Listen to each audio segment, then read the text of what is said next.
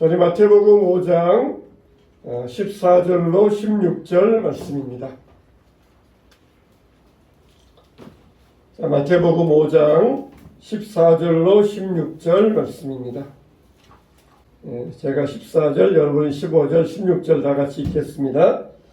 너희는 세상의 빛이라 산 위에 있는 동네가 숨겨지지 못할 것이요 사람이 등불을 켜서 사람의 불쌍히 하고 등경에 일어나니 이러므로 집안 모든 사람에게 가르치느니라. 다 같이 이같이 너희 빛이 사람 앞에 비치게 하여 그들로 너희 착한 행실을 보고 하늘에 계신 너희 아버지께 영광을 돌리게 하라. 아멘. 자, 너희는 세상의 빛이라. 우리가 세상에서 정말 저 사람은 아주 세상의 빛과 같은 사람이다. 그럴 때에 어떤 사람을 두고 우리가 보통 이야기합니까? 아주 세상적으로 학문의 업적을 많이 남겼다든지 또 과학적인 업적을 남겼다든지 그런 사람을 가리켜서 저 사람은 정말 시대에 빛된 사람이다 이렇게 이야기를 합니다. 에디슨처럼 아주 과학적인 업적을 남겨서 전구를 발견했다든지 학문적인 업적을 남긴 사람, 이런 사람들을 시대의 빛이라고 이야기를 합니다. 그런데 예수님은 어떤 사람들을 가리켜서 너희는 세상의 빛이라 말씀하십니까? 예수님의 제자들 그리고 우리 모든 그리스도인들을 가리켜서 너희는 세상의 빛이라 그렇게 말씀하고 계셔요. 아니 어떤 위대한 업적을 남긴 것도 아니고 위대한 성과를 이룬 것도 아니고 나라를 구한 영웅도 아니고 그냥 평범한 우리들, 아주 보잘것없는 우리들을 가리켜서 너희는 세상의 빛이라 그러셨을 때에 정말 이게 맞는가? 그러면서 아주 황당하기 그지없는 그런 말씀이 아닐 수가 없어요. 정말 성경에서 보면은 모세나 다니엘이나 바울이나 베드로나 이런 정도 되면은 너희는 정말 빛이다, 세상을 밝힌 빛과 같은 사람이다 그렇게 말할 수 있겠는데 그냥 아무것도 아닌 평범한 사람들을 가리켜서 너희는 세상의 빛이라 그랬을 때에 정말 저 말이 맞는가 그런 의구심이 들 수가 있어요. 자, 우리가 그리스도인이 된다는 것은 별 볼 일 없는 사람이 된다는 것이 아니라는 것이에요. 여기서 우리에게 세상의 빛이라 그리스도인 되었다, 그거는 세상의 빛이 되었다 그 말과 동일한 의미인데, 이렇게 그리스도인이 되었다는 것은 이렇게 아주 세상에서 빛된 삶을 사는 이렇게 위대한 자가 되었다는 것을 말씀해 주고 있어요. 자, 그러면 우리는 어떻게 해서 세상의 빛이 되었는가? 왜 우리를 세상의 빛이라고 하는가? 첫째로 우리 보면은 세상은 어두움에 쌓여 있기 때문에 우리를 가리켜서 너희는 세상의 빛이라 그렇게 말씀하고 계시는 것이에요. 아주 어두우면은 상대적으로 작은 반딧불 하나도 그 빛이 될 수가 있어요. 세상이 이렇게 태양 아래서 밝으면은 반딧불은 별것이 아니지만 어두울 때는 반딧불 하나도 빛을 비추게 되는 것입니다. 여러분, 세상은 어둠에 쌓여 있어요. 세상은 아주 영적인 칠흑 같은 어둠에 쌓여 있습니다. 그래서 우리는 작은 반딧불 하나밖에 안 되지만, 그러나 우리가 가는 곳에 반딧불을 통하여서 반딧불이 여럿이 모이면 또 큰 빛이 되는 것처럼 우리가 가는 곳에 작은 빛을 비추는 이런 역할을 할 수 있다는 것이에요. 세상에서는 여러분 문해부흥이나 르네상스 시대가 있었어요. 그때 시대를 가리켜서 뭐라고 하냐면은 이 세상에 빛을 비춘 시대였다 그렇게 이야기를 합니다. 그러니까 이 세상에 이성의 빛, 사람의 이 머리, 지성의 빛을 가지고 세상을 밝게 만들었다 그렇게 이야기를 합니다. 그전에는 중세시대 때에는 카톨릭에 의하여서 완전히 세상이 어둠에 묻혀 있었어요. 여러분, 우리가 이 카톨릭과 우리 기독교와는 같은 성경을 믿고 있잖아요. 근데 성경을 다르게 해석합니다. 예를 들면은 예수님께서 너희는 나를 누구라 하느냐 그럴 때 베드로가 주는 그리스도시요 살아계신 하나님의 아들이십니다. 그렇게 고백했잖아요. 그럴 때 예수님께서 바요나 시몬아 내가 복이 있도다. 내가 이 반석 위에 교회를 세우리니 음부의 권세가 흔들지 못하리라. 우리는 하나님께서 예수님께서 이 반석 위에 교회를 세우리니 했을 때에 그 반석은 뭘 말하느냐? 바로 베드로가 했던 고백. 주는 그리스도시요 하나님의 아들이십니다. 그 고백 위에다가 교회를 세운다. 이렇게 우리는 이 성경을 해석을 하잖아요. 우리 교회는 이 말씀에 이 고백 위에다가 우리 교회가 세워져 있다. 우리는 그렇게 믿고 있잖아요. 근데 카톨릭에서는 뭐라 그래요? 이 반석은 바로 교황이다 이야기를 해요. 교황. 그래서 베드로가 1대 교황이고 지금은 뭐 300인가 400대 교황이고 그래서 이 교황 위에다가 교회를 세운다고 그랬으니까 교황이 교회의 머리다. 교회의 수장이다. 교황이 성경을 해석할 권위가 있고 교황은 그 말은 절대적으로 오류가 없다. 그런 식으로 해석을 해요. 똑같은 성경을 가지고도 정반대로 해석을 하니까 카톨릭과 우리는 다른 길을 가고 있고 같은 길을 갈 수가 없어요. 그러니까 카톨릭에 의하여서 중세시대는 완전히 어둠 속에 묻혀 있었습니다. 성경을 이렇게 엉뚱하게 해석해 버리니까 어둠 속에 묻혀 있었어요. 그러니까 사탄은 지금도 세상을 어둠 속에 묻히려고 합니다. 세상이 이렇게 전기가 발전되어서 한밤중에도 대낮처럼 살 수 있지만 그러나 세상은 어떻습니까? 오히려 진리의 빛이 어두워져 가고 있어요. 하나님을 떠나서 이성주의, 실리주의, 과학주의 이런 이성을 가지고 하나님의 진리를 배반하면서 더 이 어둠 가운데 빠져서 빛으로부터 멀어지고 있는 것입니다. 아무리 세상이 발전되었다 할지라도 우주선이 달나라를 가고 금성 화성을 간다 할지라도 세상은 여전히 어두움에 빠져 있고 점점 더 어두움을 향하여 가고 있는 게 세상의 모습이에요. 우리가 작은 빛이라 할지라도 우리의 빛을 가지고 있으면은 너희는 이 어두운 세상에서 빛으로 살게 된다. 그래서 너희는 세상의 빛이라 그렇게 말씀해 주신 것입니다. 우리는 정말 아무것도 보잘것없는 아주 작은 사람이에요. 세상에 나가서 누가 우리 이름을 알아주겠습니까? 저기 세상 사람 앞에 가서 나 아무개다 그러면은 누가 이름을 알아주겠어요? 유명한 정치인도 아니고 연예인도 아니고 운동선수도 아닌데 누가 우리 이름을 알아주겠습니까?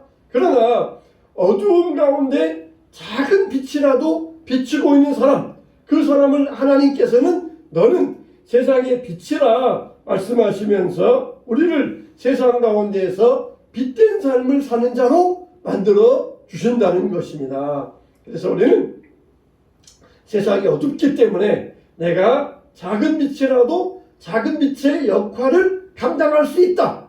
나는 어두움에 동조하는 자가 아니라 어두움을 바라는 작은 빛된 사람이다. 이런 믿음의 자부심을 가지고 나는 세상의 빛이다.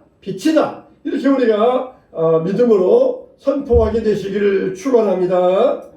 두 번째로 왜 우리가 빛입니까? 우리는 천국 백성이기 때문에 그런 거예요. 우리는 천국 백성이기 때문에 그렇습니다. 우리는 뭐 심오한 철학자도 아니고 과학자도 아니고 유명한 정치인도 아니고 오직 하나님 나라의 백성 그리스도인일 뿐이에요. 근데 우리는 세상의 빛이다. 그건 바로 천국의 백성이기 때문에 그렇습니다. 예수님은 빛으로 오셨어요. 빛이 세상에 왔을 때 사람들이 알아보지 못하더라. 그러면서 빛으로 오신 예수님을 사람들은 몰라보았다 그랬어요. 몰랐어요. 예수님께서 빛으로 왔는데 자기들이 눈이 어두워서 소경이니까 빛이 왔어도 빛을 알아보지 못한 거예요. 여러분 우리가 눈을 갖고 있어도 여기에 지금 불이 들어와 있는 거 안 들어와 있는 거 알 수 있잖아요. 눈이 감겨 있어도 우리가 빛이 비추인지 안 비추인지를 알 수 있잖아요. 근데 이 사람은 완전히 영적인 소경이 되어가지고 빛이신 예수님께서 오셨는데도 알아보지 못했다. 얼마나 영적인 어둠과 소경으로 빠져 있다는 이야기입니까? 예수님은 빛으로 왔다. 빛으로 오셔서 세상에 빛을 비추러 왔고, 그리고 우리들에게 빛을 주러 왔어요. 그러면은 그 빛을 우리가 받으면은 우리도 그 빛을 받아서 빛을 반사하는 사람이 될 수가 있어요. 그러니까 예수님은 스스로 빛을 내시는 발광체이시고, 우리는 예수님에게서 빛을 받아서 빛을 반사하는 반사체인 거예요. 반사체. 우리가 스스로 우리는 빛을 낼 수가 없어요. 태양처럼 스스로 빛을 내는 그런 이 발광체가 있고, 달처럼 빛을 반사하는 반사체가 있어요. 예수님은 발광체로서 스스로 빛을 내시고, 우리는 그 빛을 반사하는 반사체가 되어서 바로 천국 백성으로서 사명을, 바로 빛된 사명을 우리가 감당하게 된다는 것입니다. 에베소서 5장 8절에 보니까 너희가 전에는 어두움이더니 이제는 주 안에서 빛이라, 빛의 자녀들처럼 행하라, 그렇게 말씀하고 있어요. 너희가 전에는 어두움이더니 이제는 빛이라. 왜 빛이 되었어요? 예수님의 빛을 받았으니까. 예수님의 빛을 우리가 흡수하게 되었으니까 우리는 빛이 되었다는 것이에요. 우리가 야광 제품이 있잖아요. 야광 제품 보면은 낮에 이 야광 제품이 빛을 받았다가 밤이 되면은 거기에서 빛이 뿜어져 나와요. 우리는 그와 같습니다. 예수님의 빛에 노출 많이 받아야 돼요. 예배 시간에 와서 이렇게 예수님의 빛에 노출 많이 받으면은 어둠에 가서도 우리가 그 빛을 머금고 있기 때문에 어둠 속에서도 야광처럼 빛이 나게 되는 거예요. 근데 이 야광도 시간 지나면은 점점점 흐려지잖아요. 다시 빛으로 나와요. 다시 빛을 비추고 빛을 머금으면은 다시 어둠에 가서 빛을 비추고, 그게 우리가 해야 될 역할이며 사명이 되는 것이에요. 우리가 스스로 빛을 뿜어가지고 막 이렇게 어디 가서든지 막 365일 빛을 내는 게 아니라 예수님의 빛을 뿜었다가 머금었다가 또 가서 내뿜고 머금었다가 내뿜고, 그렇게 우리는 반사체로서 사명을 잘 감당할 수 있어야 됩니다. 우리는 어둠의 자식이 아니에요. 우리는 빛의 자녀들입니다. 그리고 우리는 천국 백성이에요. 그렇기 때문에 너희는 세상의 빛이라는 것입니다. 어둠의 자식들은 어둠을 좋아하면서 어둠에 빠져 살면서 어둠을 사랑하지만 우리는 빛을 사랑해요. 어떻게든지 빛으로 나가려고 사모합니다. 어둠의 자식들은 항상 동굴 속에 묻혀있고 항상 저 지하에 묻혀있고 그러면서 빛으로 나가지 않지만, 우리는 빛으로 나아가서 예수님을 만나기 위하여서 애를 쓸 때 우리도 빛을 발할 수 있는 반사체가 될 수 있다는 것입니다. 세 번째로, 우리는 어떻게 빛으로 살아갈 수 있느냐? 두 가지예요. 우리가 빛으로 살아갈 수 있는 방법은 두 가지인데, 첫째는 뭐냐? 선행을 행함으로, 선을 행함으로 우리는 빛으로 살아갈 수 있습니다. 에베소서 5장 9절 말씀에 빛의 열매는 모든 착함과 의로움과 신실함에 있느니라 그랬어요. 또 오늘 말씀 16절에 보니까 이같이 너희 빛이 사람 앞에 비치게 하여 그들로 너희 착한 행실을 보고 하늘에 계신 너희 아버지께 영광을 돌리게 하라. 할렐루야.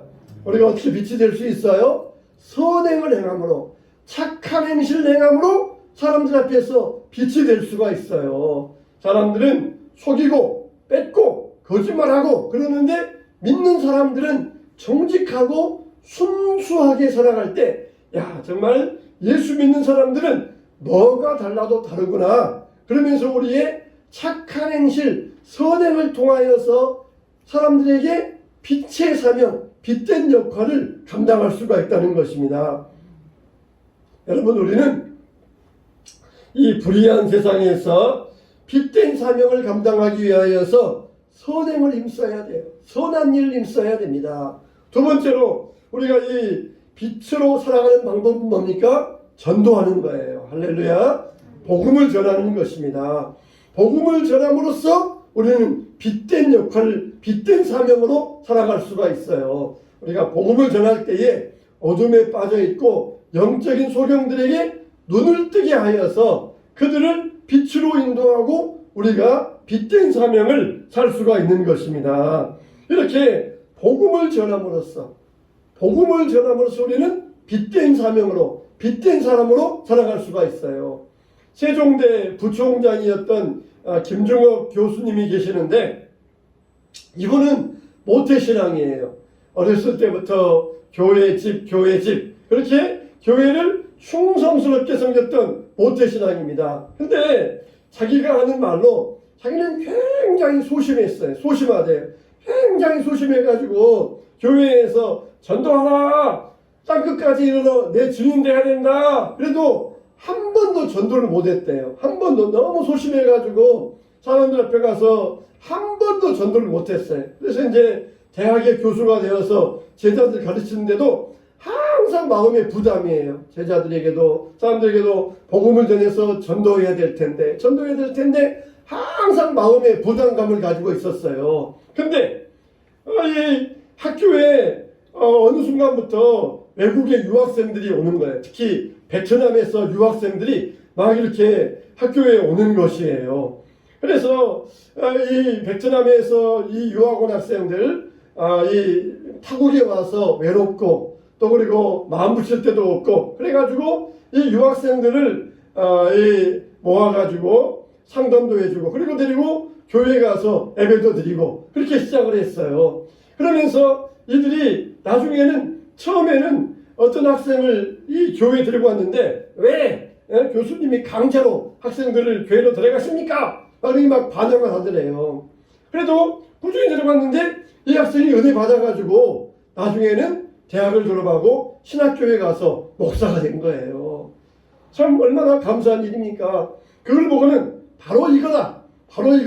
내가 교수라고 하는 이런 위치에서 내가 이 힘을 가지고 이 학생들을 인도해서 물론 이 반강제적이고 남들이 보면은 조금 이건 잘못됐다 생각할지 모르지만은 좋은 일이니까 교수가 그렇게 학생들을 반강제적 같지만은 그러나 그들 가운데 은혜 받고 열매가 생기고 그런 역사가 일어나고 그러면서 복음을 증거할 수 있었고 이제는 학교에서 베트남 유학생들 한 40명을 모아가지고 학교에서 매주 예배드리고 성경 공부하면서 그들에게 복음을 전하게 되었어요.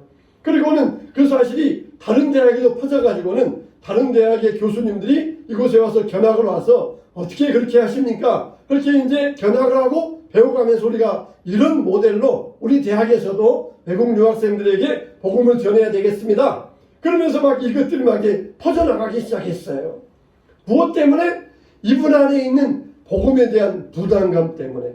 내가 항상 나는 소심해서 전도도 못했는데 어떻게 해야 전도할 수 있을까?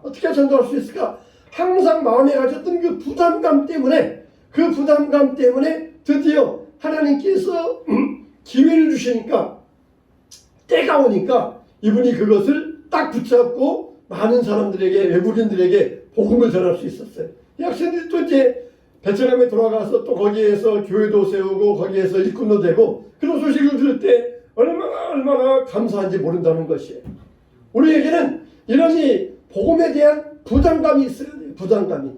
전도에 대한 부담감이 있어야 돼요. 비록 지금은 내가 못한다 할지라도 내가 이런 거룩한 부담감을 가지고 있을 때 하나님께서 그 때를 주시고 기회를 주시고 문을 열어주시어서 우리를 통하여서 빛으로 나오게 하는 사람들을 주신다는 것이에요. 우리가 그냥 교회 가면은 뭐 해야 되고 부담돼서 못 가겠어요. 그런 사람들이 있잖아요. 그러나 여러분 우리는 물론 그런 사람들은 처음에는 부담 없이 오세요. 그렇게 교회로 인도해야 돼요. 그러나 우리가 신앙생활 하면서 이런 거룩한 부담감이 없으면 안 돼요. 거룩한 부담감. 내가 정말 복음을 전해야 되겠다. 내가 교회를 위해서 더욱더 헌신하고 봉사해야 되겠다. 내가 더 많은 물질로 하나님 앞에 헌금해야 되겠다. 비록 지금은 못하지만 이런 거룩한 마음, 거룩한 부담감을 가지고 있을 때 하나님께서 그것을 사용하시더라는 것이에요.